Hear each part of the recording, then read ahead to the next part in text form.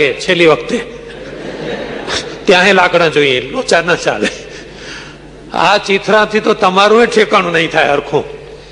અને પેલો છોકરો કાનમાં એમ કહી ગયેલો કે દિવાળી દઈ દો તમારા હાથે. સંતોને કહી ગયેલો આ ડોહા માને એવા નથી, ભેગા ચીથરા ભર્યા જ કરે છે. આવી કુટેવ પડી ગઈ છે એને. શ્રીજી મહારાજ કહે છે કે જેને અમારી સાથે પ્રેમ હશે ને એના હૈયામાં આવો કોઈ લોચો રહેવા દેવો જ નથી. આવા લોચા જેવા ચીથરા ઘણા ટેવ હોય છે. તમે જોજો રસ્તામાં કઈ ચીથરું ભર્યું ને ઉઠાવે, ખિસ્સામાં ગાલ દે ને ઘેર આવીને કઈ ખૂણામાં ભરી રાખે. એ જો એક ખૂણો એને સોંપ્યો હોય તો એના ખૂણામાં એવા જ ડૂચા ભરી રાખે. આ વાત આધ્યાત્મિક છે. આપણા હૈયામાં આપણે આવા કચરો નથી ભરી રાખતા ને. આવા ચીથણા, આવા કચરા, આવા લોચા માણસ હૈયામાં ભર્યા જ કરે છે, ભર્યા જ કરે. પછી ભગવાનને રહેવાની જગ્યા ક્યાં હોય? શ્રીજી મહારાજ ને એકવાર હરિભક્તોએ કહ્યું, મહારાજ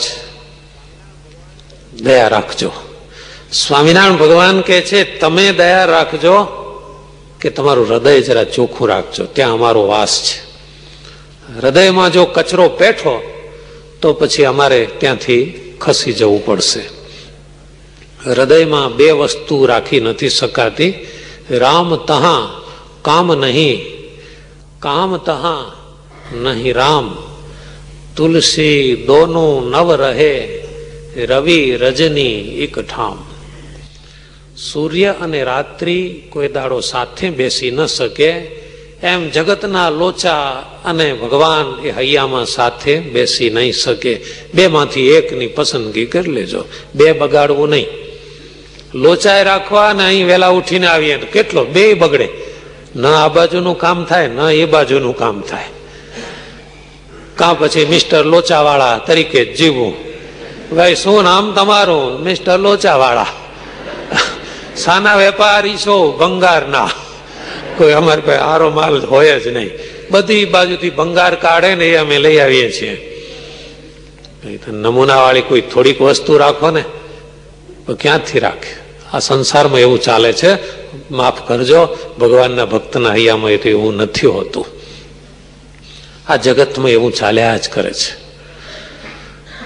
સત્યને રાખવા માટે હૈયાનો એક ખૂણો ખાલી મળતો નથી, અને અસત્યને રહેવા માટે ચિક્કાર જગ્યા પડી છે. નથી લાગતું એવું જગત માટે?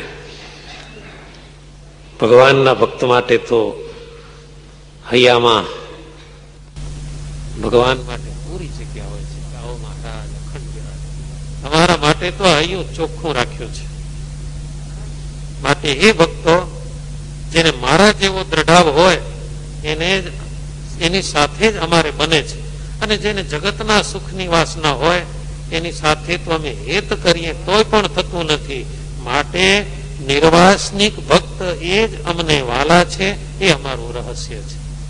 સ્વામિનારાયણ ભગવાનનું રહસ્ય. ભગવાન તમને કોણ ગમે છે? નિર્વાસનિક ભક્ત મને બહુ ગમે છે.